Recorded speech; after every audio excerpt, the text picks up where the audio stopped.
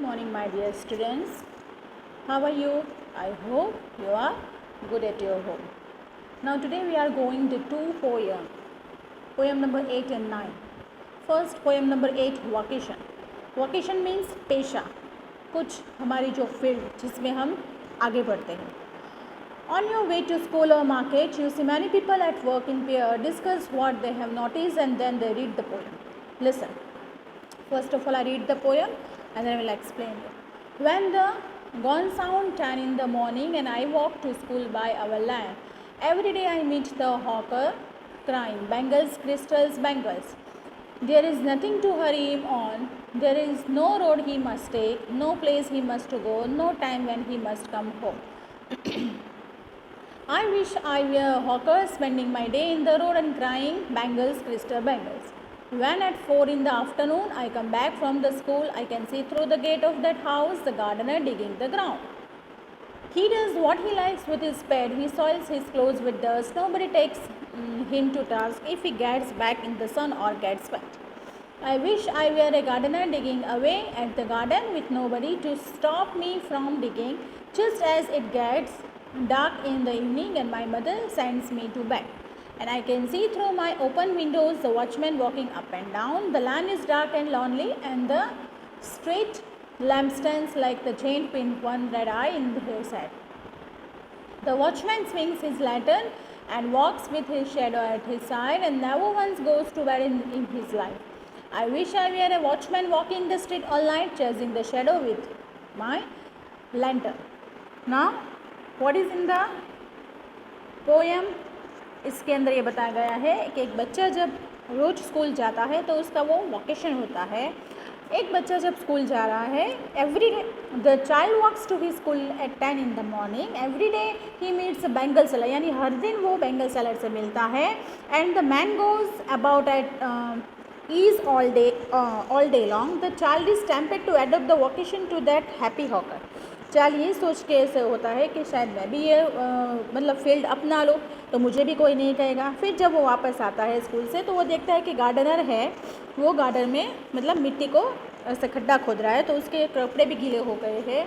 लेकिन फिर भी वो उसको देख के खुश होता है कि उसको कोई कहने वाला नहीं है और कोई पनिश भी नहीं करना है. He soil his cloth and gets wet in the rain and nobody scold or punish him.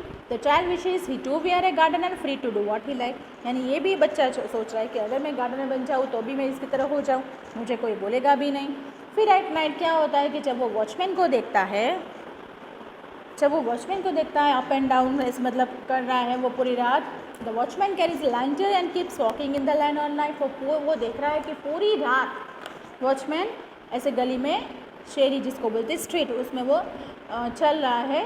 तो the child envies the watchman and he too wants to go about freely and what he likes.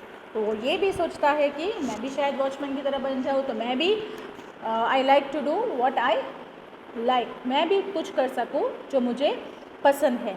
यानी किसी को देख के ऐसा होता है कि शायद मैं बैंगल वाला बन जाऊँ, शायद मैं ये वेंडर बन जाऊँ, गार्डनर बन जाऊँ, वॉचमैन बन जाऊँ. इसके अंदर वोकेशन मीन्स पेशा. तो चाइल्ड किसी का पेशा देखता है और उसको ये होता है कि शायद मैं इसके जैसे बन जाऊँ. Okay, now next poem, what if. Last night while I lay thinking here, some what if crawled inside my ear and pranced and parted all night long and sang their same old what if song. What if I am dumb in school? What if they have closed the swimming pool? What if I get beat up? What if there is a poison in my cup? What if I start to cry? What if I get sick and die? What if I flunk that test? What if green hair grows on my chest? What if nobody likes me?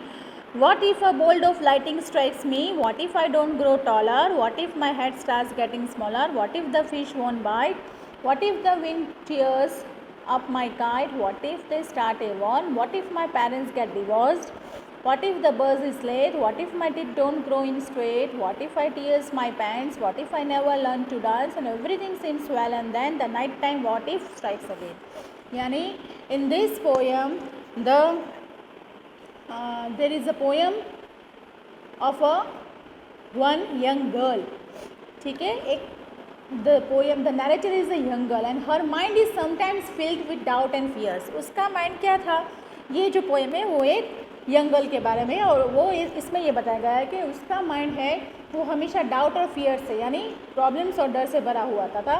वो जब रात को सोते थे तब at night such unpleasant situations haunt her, ऐसे वो मतलब अनकॉन्शियस माइंड में ऐसे सोचते कि she wonders what will happen if she lose her power to speak, कैसे कि अगर मैं अपने बोलने की शक्ति घुमा दूँ तो, और if school close the swimming pool, और if she gets beaten up, और if she puts poison in her cup, यानी ऐसे नेगेटिव थिंकिंग उसको मतलब दिमाग में आती थी डरावनी कि शायद स्कूल का स्विमिंग पूल बंद हो जाए तो